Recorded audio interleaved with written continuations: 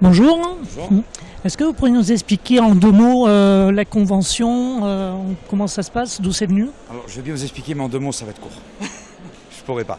Alors, la convention, c'est venu... ça a commencé, moi, en fait, par la franchise Stargate. C'est pour ça aussi que cette troisième édition, c'est sur le thème.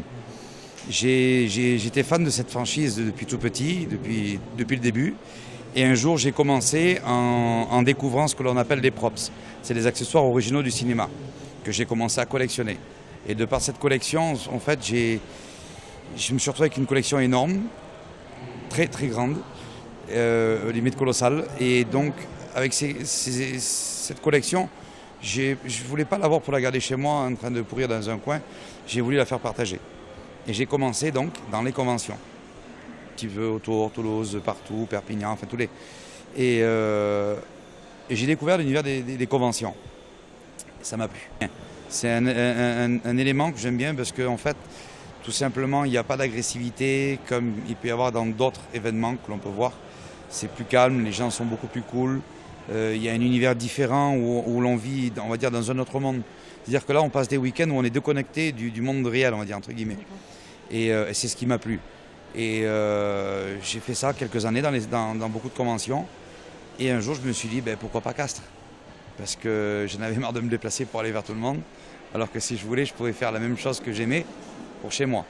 Donc du coup, je me suis lancé à Castres il y a 4 ans. Où on a fait il y a 3 ans, il y a 4 ans, on a créé l'association. Et il y a 4 ans, nous avons réalisé notre première édition. Elle se déroulait sur environ, pas tout à fait 2000 m². C'était un petit succès. On a eu quelques célébrités qui sont venues. Et ensuite, on a décidé de continuer l'aventure avec la deuxième. La deuxième, par contre, qui a pas mal fonctionné. Là, ça s'est déroulé sur 3000 m². Pour les personnes qui ont du mal à s'imaginer ce que ça fait 2000 m², ça représente combien de stands à peu près? La première édition sur les 2000 m², on n'avait pas beaucoup. On n'avait pas tout à fait 25 stands.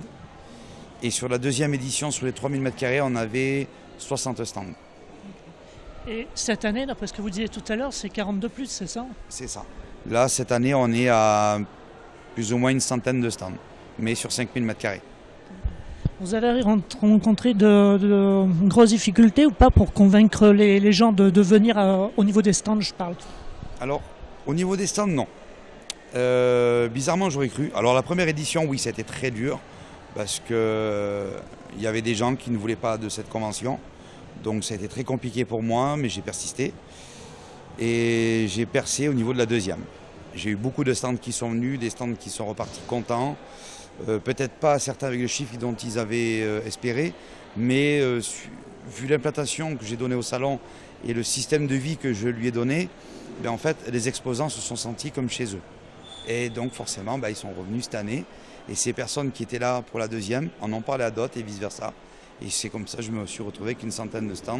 Et j'étais encore hier obligé d'en refuser. J'en ai refusé une bonne vingtaine ces 15 derniers jours. Là, cette année, on a fait pareil avec Stargate. Donc, du coup, on a des stands Stargate et l'acteur. Alors, je vais voir si dans les années suivantes, si on peut perdurer dans l'avenir et continuer, ce sera une autre franchise peut-être, à voir laquelle. Ou une franchise du moment ou quelque chose peut-être de plus nostalgique.